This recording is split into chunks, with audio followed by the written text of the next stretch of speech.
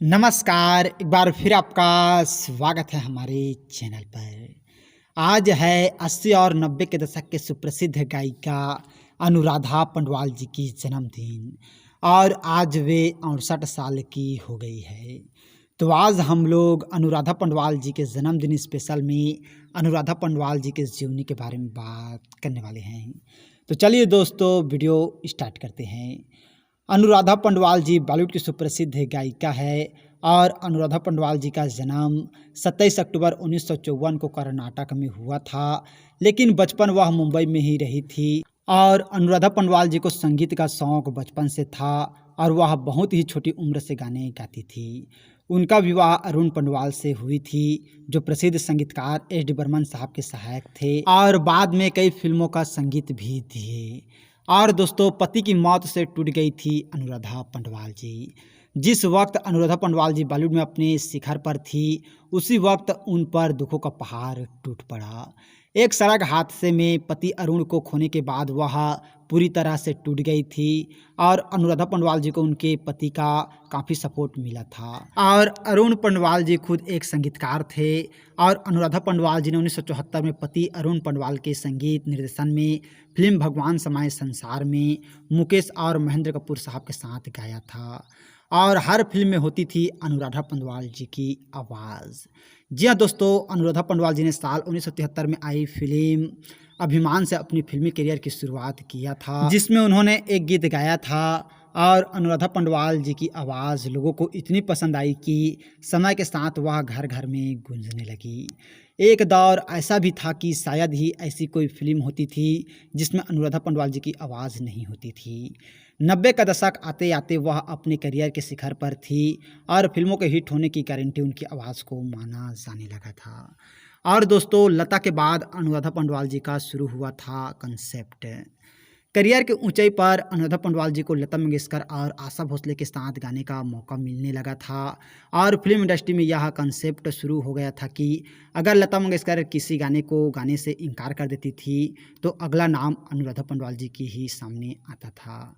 और अनुराधा पंडवाल जी ने 80 से 90 के दशक में लगभग सभी बड़े सिंगर्स के साथ काम किया। हालांकि पति के मौत के बाद वह बिल्कुल टूट गई और संगीत से दूरी बना ली और ऐसे ख़त्म हो गया उभरता करियर के टॉप पर रहते हुए अनुराधा पंडवाल जी ने फिल्मी गानों से किनारा कर लिया और भक्ति भजन गाने लगी।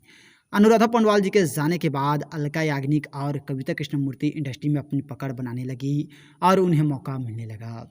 केवल भक्ति गीत गाने से धीरे धीरे उनका करियर ढलता गया और वह संगीत की दुनिया से दूर होती गई। इसके अलावा अपनी सफलता के चरम पर उन्होंने केवल टी सीरीज के साथ काम करने की घोषणा कर दी, जिसका लाभ अलका याग्निक को मिला। और दोस्तों, लता मंगेशकर जी को सुनकर सीखा गाना। एक इंटरव्यू में अनुराधा पंडवाल जी ने बताया था कि लता जी को सुनते सुनते और खुद घंटों अभ्यास करते करते ही अपने सुर बनाए। लता मंगेशकर जी अनुराधा पंडवाल के लिए भगवान से कम नहीं हैं, क्योंकि वह अपनी सभी सफलताओं का श्रेय लता जी को ही देती है। उनका कहना है कि मैंने कई गुरुओं के सानिध्य में संगीत सीखा, लेकिन लता जी की आवाज़ मेरे लिए एक प्रेरणा स्रोत थी, जिसने एक संस्थान के रूप में मेरा मार्गदर्शन किया। और दोस्तों, बात करें अनुराधा पंडवाल जी की फिल्मी करियर की, तो साल 1976 में फिल्म कालीचरण में गाना गाया और उन्होंने सोलो गाने की शुरुआत फिल्म आप बीती से की थी। और अनुराधा पंडवाल जी को फिल्म हीरो के गाने की सफलता के बाद लोकप्रियता मिली। उन्होंने लक्ष्मीकांत प्यारेलाल जी के साथ जोड़ी बनाई और हीरो की सफलता के बाद इस जोड़ी ने कई और फिल्मों में सफल गाने दिए, जैसे मेरी जंग, बंटवारा, राम लखन। इसके साथ ही दोस्तों और ऐसे बहुत सारे फिल्में हैं, जहाँ तेजाब जैसे फिल्मों में भी अनुराधा पंडवाल जी ने लक्ष्मीकांत प्यारेलाल जी के संगीत में अपनी आवाज़ दी है। और आप लोगों को 1986 की फिल्म नगीना तो याद ही होगा। इस फिल्म में मोहम्मद अजीज़ साहब और अनुराधा पंडवाल जी की जोड़ी को लोगों ने खूब सराहा और इन फिल्मों के साथ ही दोस्तों मोहम्मद अजीज़ साहब और अनुराधा पंडवाल जी की जोड़ी ने लक्ष्मीकांत प्यारेलाल जी के संगीत में धमाल ही मचा दिया था। और दोस्तों, फिल्मों में गाने के साथ साथ वे स्टेज शो भी करती थी और किशोर कुमार साहब के साथ उन्होंने करीब 300 स्टेज शो किए हैं।